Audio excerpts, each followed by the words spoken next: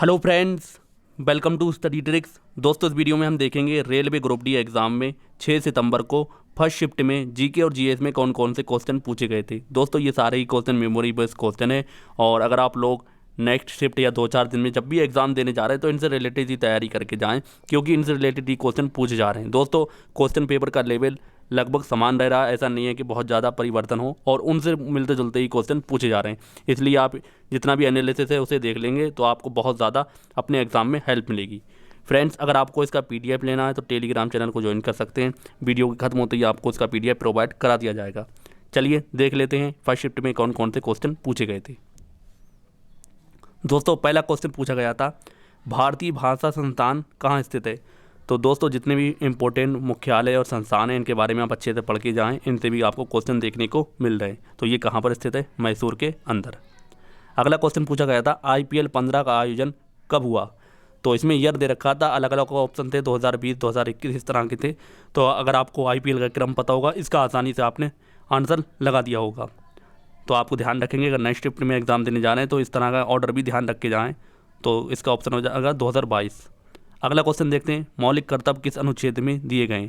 तो ये क्वेश्चन बताया जा रहा है कि इस तरह का क्वेश्चन पूछा गया था। तो आर्टिकल 51A में। आपको बता दूं, मैंने कल भी एक बात बताई थी, जितने भी मौलिक कर्तव्य या मूल अधिकार, राज्य के निधि निदेशक तत्व, तो इनसे रिलेटेड ही आर्टिकल के क्वेश्चन पूछे जा रहे हैं। ज़्यादातर 2 से 3 क्वेश्चन आ रहे हैं, लगभग इसी से पूछे जा रहे हैं। तो आपको इससे ज़्यादा पढ़ने की ज़रूरत नहीं है। बाकी आप जो पंचायत के बारे में पढ़ लें, उससे भी क्वेश्चन आपको देखने को मिल जा रहे हैं। अगला क्वेश्चन देखते हैं, भौतिक विज्ञानी प्रोफेसर दीपक धर को कौन सा अवार्ड दिया गया है। दोस्तों, इन्हें कौन सा अवार्ड दिया गया है? बोल्ट्जमैन मेडल, यानी कि बोल्ट्जमैन पदक। तो आप इसको ध्यान रखेंगे, इनसे रिलेटेड अवार्ड से रिलेटेड भी आपको क्वेश्चन देखने को मिल रहे हैं। अगला क्वेश्चन पूछा गया था, भारत में स्थानीय स्वशासन का जनक किसे माना जाता है। तो किसे माना जाता है? लॉर्ड रिपन को। मैंने आपको बताया था गवर्नर और उनके इम्पोर्टेंट में, उनके कार्यकाल में जो इम्पोर्टेंट घटनाएं उन्हें आप ज़रूर ध्यान रखें। तो आप देख सकते हैं क्वेश्चन पूछा जा रहा है इससे। अगला क्वेश्चन देखते हैं, PR श्रीजेश, भारतीय हॉकी टीम में क्या रोल है। तो कुछ लोग बता रहे हैं कि ये क्वेश्चन पूछा गया था, ये किस खेल से संबंधित। तो इजी क्वेश्चन हो जाता, लेकिन कुछ बता रहे हैं कि हॉकी टीम में भी इनका रोल क्या है। तो क्या है ये हॉकी टीम में? भारतीय हॉकी टीम में गोलकीपर। तो जिसने भी इसका गोलकीपर लगाया होगा बिल्कुल सही हो जाएगा। अगला क्वेश्चन पूछा गया था, प्रधानमंत्री जनधन योजना में बीमा राशि कितनी है। दोस्तों, कितनी है? 2 लाख रुपये। मैंने आपको बताया जितनी भी इंपॉर्टेंट योजनाएं हैं उनकी आप डेट और आयु कितनी साल तक से की है उस सबको आप पढ़ के जाएँ, इनसे भी क्वेश्चन बन रहे हैं। जैसे इसकी कुछ शिफ्ट में इसकी एज लिमिट पूछी गई थी, 18 से 50 वर्ष होती है। तो इससे भी आप ध्यान रखेंगे, ऐसे क्वेश्चन आपको देखने को मिल रहे हैं।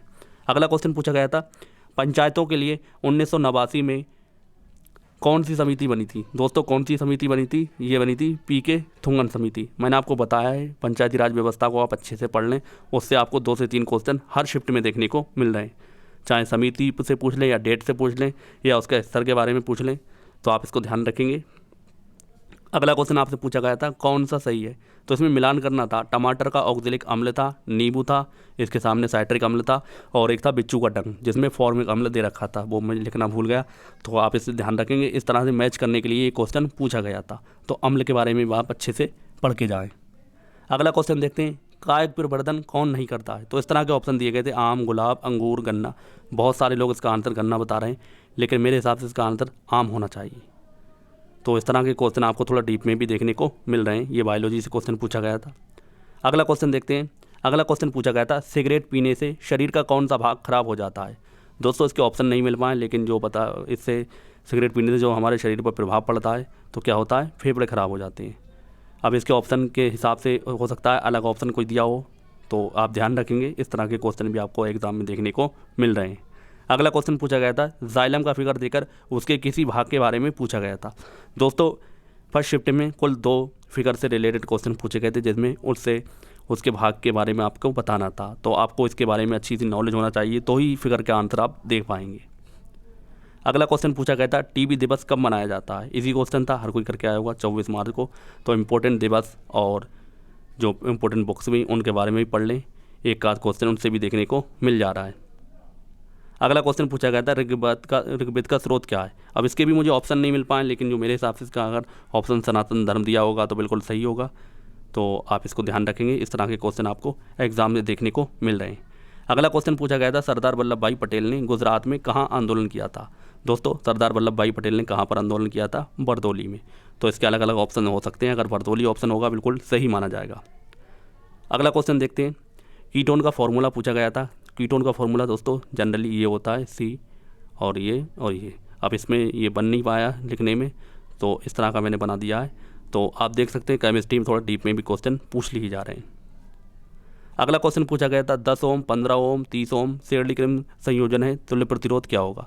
दोस्तों अगर ये क्वेश्चन आया होगा तो बहुत ज़्यादा इजी हो जाएगा, लेकिन अगर इसमें वोल्टेज दे रखा होगा तो थोड़ा सा टफ पड़ेगा। लेकिन आपको ध्यान रखना, अगर शेरली-क्रिम में होगा आप इसे डायरेक्ट जोड़ देंगे तो कितना आ जाएगा, 55 ओम। 30 और 10 40, 40 और 15 55 ओम। दोस्तों एक बात आपको बता दूं, अगर इसमें वोल्टेज दिया होगा तो आपको हो सकता है धारा निकालने को पूछा गया हो, और अगर धारा दी गई होगी तो आपसे वोल्टेज निकालने को पूछा गया होगा, केवल प्रतिरोध आपसे नहीं पूछा गया होगा। चलिए अगला क्वेश्चन देखते हैं। अगला क्वेश्चन आपसे पूछा गया था, आवर्त सारणी में कितने प्राकृतिक रूप से मिले हैं। तो आवर्त सारणी में कितने तत्व प्राकृतिक रूप से मिले हैं, 94। तो आप इसको ध्यान रखेंगे। अगला क्वेश्चन आपसे पूछा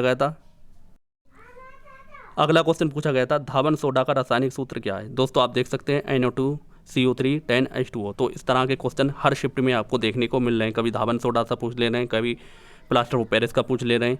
तो इस तरह के फॉर्मूले भी आप अच्छे से पढ़ के जाएं, और कुछ ज़्यादा डीप में नहीं पूछ रहे हैं, इससे जो बेसिक हैं जो सबको पता होते हैं वही पूछ रहे हैं। तो इसी क्वेश्चन था, सोडियम कार्बोनेट।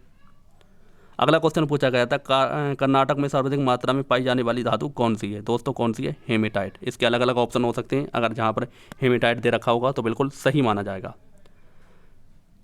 नेक्स्ट क्वेश्चन देखते हैं, स्वच्छ भारत मिशन योजना किस मंत्रालय के अधीन आती है। मैंने बताया योजना से आपको 2 से 3 क्वेश्चन देखने को मिल रहे हैं, उसके मंत्रालय ध्यान रखें, उसकी शुरुआत कब हुई और उसका जो इसकी एज लिमिट है या उसकी जो थोड़ी सी प्रॉपर्टी है उसके बारे में भी आप पढ़ के जाएँ। तो ये किस मंत्रालय के अधीन आती है, ग्रामीण पेयजल और स्वच्छता मंत्रालय के अधीन। तो आप इसको ध्यान रखेंगे। दोस्तों यही क्वेश्चन यूपी लेखपाल के एग्ज़ाम में पूछा गया था, जो 31 जुलाई को एग्ज़ाम हुआ था। अगला क्वेश्चन पूछा गया था, डोबो-राइनर का नियम किस पर आधारित है। दोस्तों मैंने आपको बताया है, आवर्त सारणी से आपको 3 से 4 क्वेश्चन देखने को मिल रहे हैं, तो आवर्त सारणी को बहुत अच्छे से पढ़ के जाएँ। कभी आपसे लौट फिर के यही पूछ ले रहे हैं, कोई ऐसा नहीं हो रहा है क्वेश्चन अलग से ला रहे हैं, बार बार वही सब रिपीट कर दे रहे हैं। तो आपको ध्यान रखना है, ये किस पे संबंधित थी, तत्वों के तर्क संबंध था, आपस में तर्क संबंध से रिलेटेड थी। अगला क्वेश्चन पूछा गया था, ओबीसी आयोग की वित्तीय संस्था से एक प्रश्न पूछा गया था। ये क्वेश्चन क्लियर नहीं हो पाया, स्टूडेंट से जो पता लगा है तो बताया कि ओबीसी का कोई आयोग पूछा गया था, उसकी वित्तीय संस्था के बारे में पूछा गया था। अगला क्वेश्चन पूछा गया था, पिडुक्कुलम नृत्य का संबंध किस राज्य से है। दोस्तों इसका जो ऑप्शन सही बताया जा रहा है तमिलनाडु। अब इसके अलग अलग ऑप्शन हो सकते हैं, लेकिन अगर तमिलनाडु उसका दिया गया होगा तो बिल्कुल सही होगा। अगला क्वेश्चन पूछा गया था, पौधों का रिप्रोडक्शन के सिस्टम का फिगर दिया गया था और किसी भाग का नाम पूछा गया था। मैंने आपको बताया इस शिफ्ट में कुल 2 क्वेश्चन फिगर से पूछे गए थे, तो फिगर देकर उसमें आपसे किसी भाग का नाम पूछा गया था। अगला क्वेश्चन देखते हैं, लेंस न्यूमेरिकल पूछा गया था। दोस्तों मैंने आपको बताया लेंस न्यूमेरिकल आपको देखने को मिल रहा है, जिसमें वस्तु की ऊंचाई पूछी गई थी, तो आप इसको ध्यान रखेंगे। इस तरह के न्यूमेरिकल और फॉर्मूलों से को आप अच्छे से पढ़ के जाएं, इनसे हर शिफ्ट में 2 से 3 क्वेश्चन देखने को मिल रहे हैं। अगला क्वेश्चन पूछा गया था, 2 क्वेश्चन थे, रासायनिक अभिक्रिया दी गई थी और उनके बारे में पूछा गया था। मैंने आपको बताया रासायनिक अभिक्रिया इंपॉर्टेंट टॉपिक है और इससे 2 से 3 क्वेश्चन हर शिफ्ट में देखने को मिल रहे हैं। दोस्तों ये था फर्स्ट शिफ्ट का 6 सितंबर का एनालिसिस। आई होप आपको पसंद आया होगा, और पसंद आया तो वीडियो को लाइक और चैनल को सब्सक्राइब जरूर कर दें। अगर आपका नेक्स्ट शिफ्ट में एग्जाम है तो आप एनालिसिस से रिलेटेड तैयारी करके जाएँ, तो आपको बहुत ज़्यादा हेल्प मिलेगी। दोस्तों मिलते हैं अगली वीडियो में, तब तक के लिए जय हिंद, जय भारत।